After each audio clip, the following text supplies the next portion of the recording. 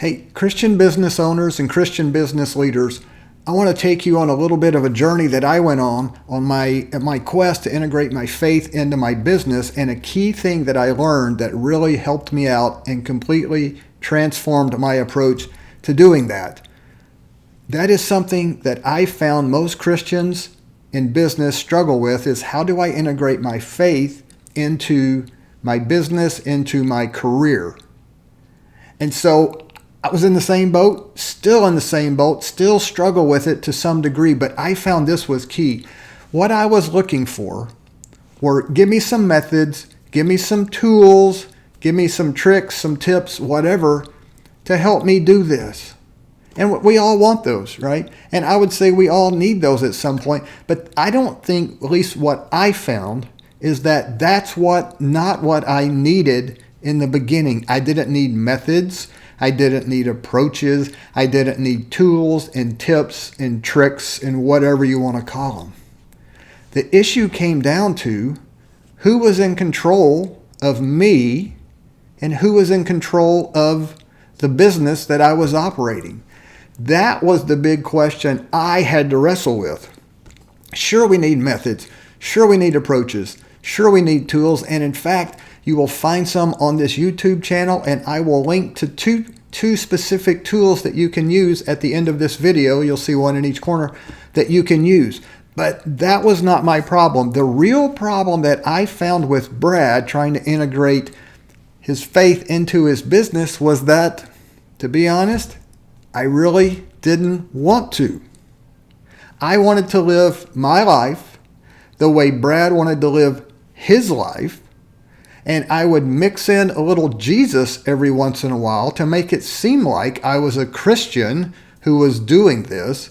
But at the end of the day, Brad was doing what Brad wanted to do. And I would pick and choose some verses out of the Bible that would support Brad doing what Brad wanted to do, and I could fall back on these selectively chosen and probably most taken out of context verses so I could justify operating the business the way Brad wanted to operate the business to get the results that Brad wanted.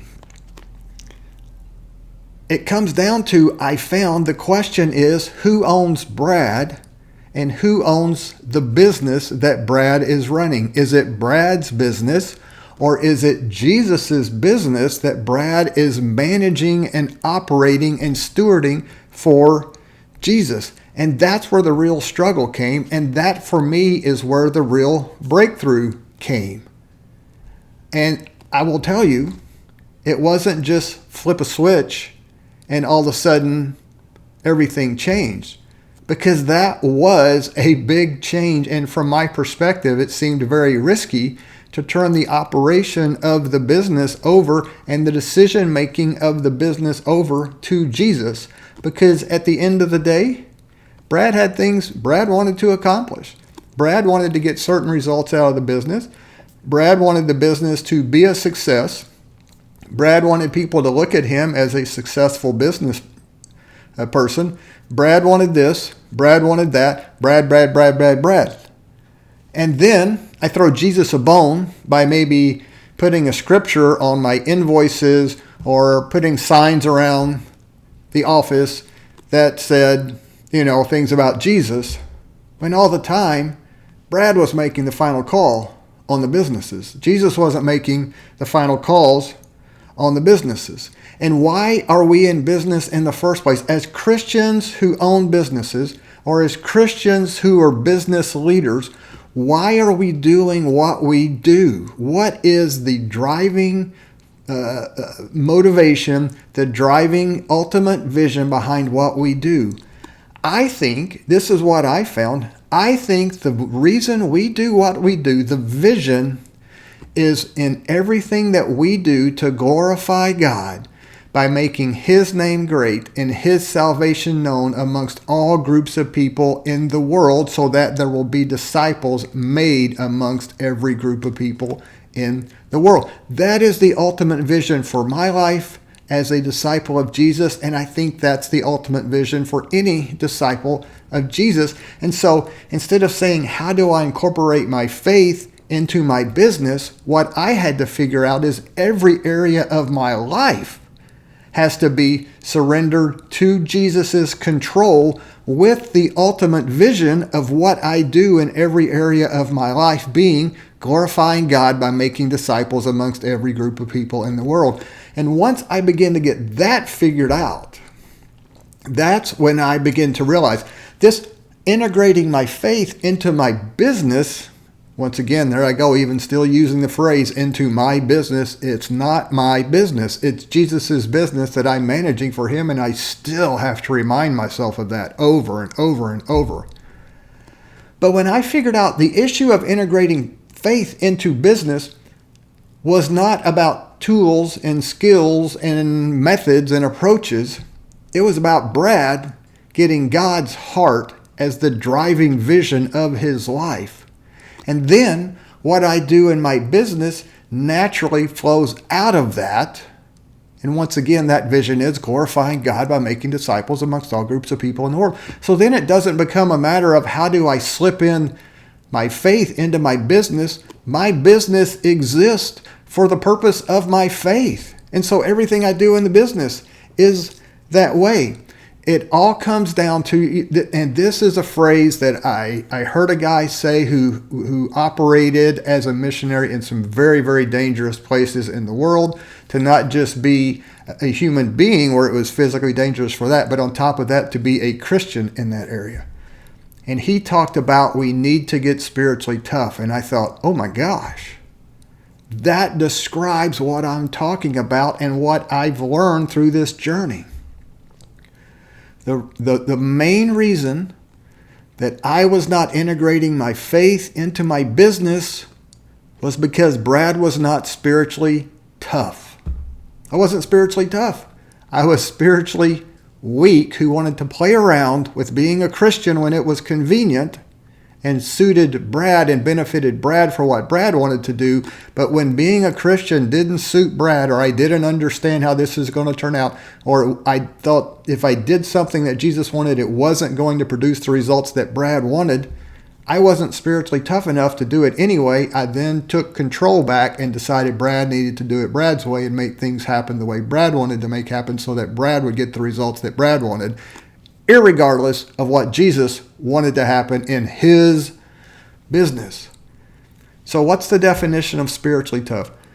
This is my definition. I came up with this. It's a working definition, but it is serving me very well.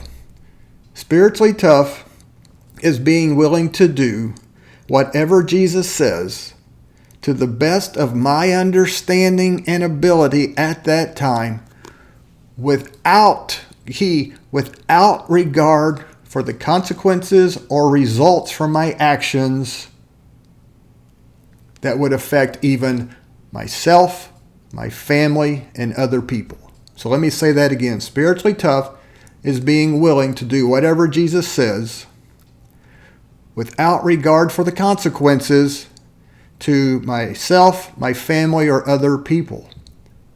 Because, and why am I willing to do that? This is something I had to work through, and I still, in an ongoing basis, am continuing to force myself to work through this.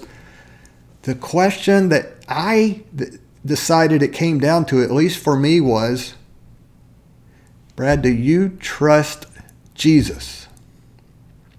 The primary reason Brad was not obeying Jesus in everything was because deep down, if I'm honest, I don't trust Jesus.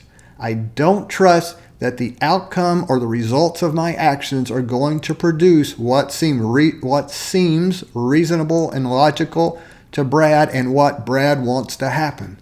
And so I have to continually ask myself, sometimes several times throughout the day, when I find myself coming up against a tough decision and I think Jesus wants me to do one thing and Brad thinks we should do another thing, is I have to ask myself, Brad, is Jesus the smartest person that has ever lived in any discipline or area?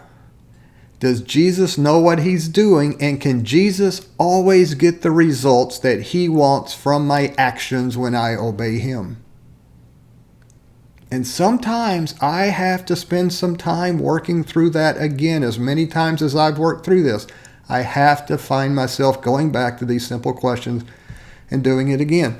So how do you measure how spiritually tough you are? I think that's a good question. Here is your level of spiritual toughness.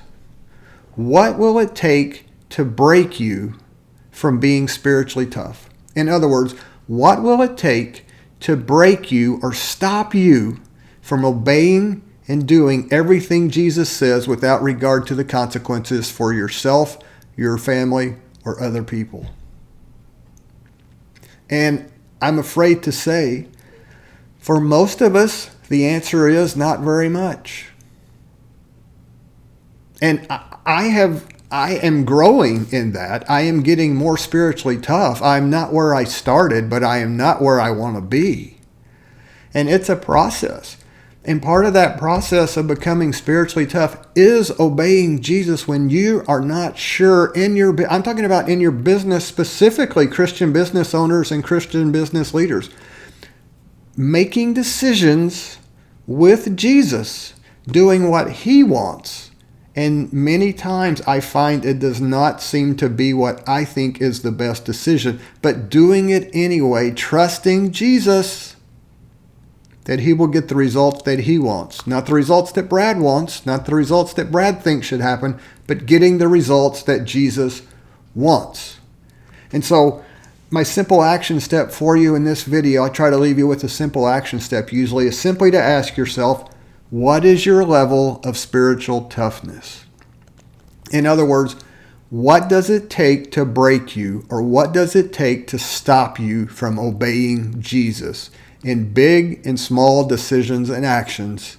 And be honest with yourself. There's no right or wrong answer. I guess the only wrong answer is being dishonest with yourself. Just be honest with yourself, and then you know where you're starting. And then you're just going to go on a journey of continuing to obey Jesus more and more and more in your life, day after day, without regard to the consequences. And as you do that more and more, and you experience doing this with Jesus and operating your business with Jesus, you're going to become more spiritually tough. And I won't say 100%. Well, I will. I will say, I will 100% promise you, if you will do that, you will become more spiritually tough, because that's just the way it works with Jesus. And so until all here, continue to push yourself to become more spiritually tough today than you were yesterday, and tomorrow become more spiritually tough than you are today.